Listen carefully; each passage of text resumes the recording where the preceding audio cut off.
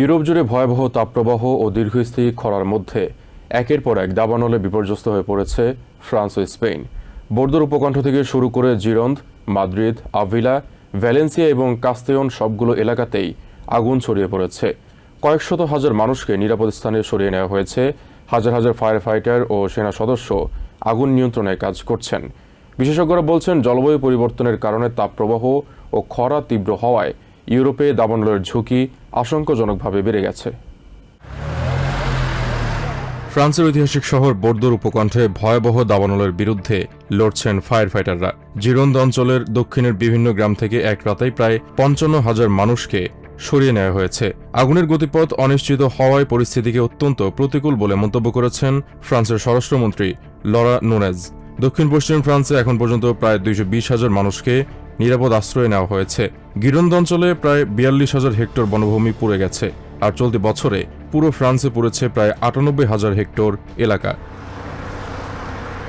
বোর্দোর পশ্চিমে সাজদেইয়াক এলাকায় কৃষি জমির পাশ দিয়ে ঘন কালো ধোঁয়ার মধ্যে আগুন ছড়িয়ে পড়তে দেখা যায়। আগুন যাতে জমিতে পৌঁছাতে না পারে সেজন্য কৃষকেরা আগাম দাহ্য বস্তু সরিয়ে ফেলছেন। আকাশ থেকে ধারণ করা ভিডিওতে জিরোন্দের বিস্তীর্ণ বনাঞ্চলের ওপর ধোঁয়ার বিশাল চাদর স্পষ্ট দেখা যায়।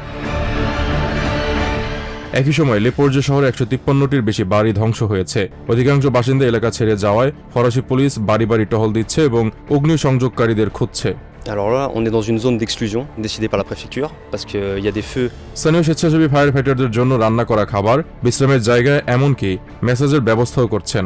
তাদের ভাষায়, অনেক তরুণ ফায়ার ফাইটার জীবনে এত বড় দাবানল আগে দেখেননি। C'est très très compliqué parce que des fois on prépare des repas alors স্পেনের মাদ্রিদ ও আভিলা অঞ্চলে দাবানল ভয়াবহ আকার ধারণ করেছে। প্রায় ৯০,০০০ মানুষকে সরিয়ে নেওয়া হয়েছে এবং আরও ৩০,০০০ মানুষকে ঘরের ভেতর অবস্থান করার নির্দেশ দেওয়া হয়েছে। সরকার জানিয়েছে, আভিলার আগুন সাম্প্রতিক ইতিহাসে স্পেনের সবচেয়ে বড় দাবানলে পরিণত হয়েছে। সেখানে ৫০,০০০ হেক্টরের বেশি এলাকা পুড়ে গেছে। মাদ্রিদের পশ্চিমে সান মার্তিন দে ভালদেই গলেসিয়াস এলাকায় সেনাবাহিনীর জরুরি ইউনিট, ফায়ার ফাইটার ও স্থানীয় স্বেচ্ছাসেবীরা একসঙ্গে আগুন নিয়ন্ত্রণে কাজ করছেন। প্রধানমন্ত্রী পেদ্রো সানচেজ বলেছেন, সামনে আরও কঠিন সময় অপেক্ষা করছে, তবে আগুন নিয়ন্ত্রণে কিছু ইতিবাচক অগ্রগতি হয়েছে। স্পেনের পূর্বাঞ্চলীয় কাস্তেয়ন প্রদেশেও আগুন দ্রুত ছড়িয়ে পড়ছে। সেখানে ৪৩০০ হেক্টরের বেশি এলাকা পুড়ে গেছে। ১৬টি পৌর এলাকা ও আশপাশের জনপদ খালি করা হয়েছে এবং ১৫,০০০-এর বেশি বাসিন্দাকে সরিয়ে নেওয়া হয়েছে। ৪৫০ জনের বেশি জরুরি কর্মী এবং ২০টি আকাশযান আগুন নিয়ন্ত্রণে কাজ করছে। ভ্যালেন্সিয়া অঞ্চলেও নতুন করে দাবানল শুরু হয়েছে। কর্তৃপক্ষ জানিয়েছে, আগুন নেভানোর সক্ষমতার বাইরে চলে গেছে পরিস্থিতি। সেখানে একজন বেসামরিক নাগরিকের মৃত্যুর খবরও পাওয়া গেছে। Shoaib Akhtar, TVN 24 news desk.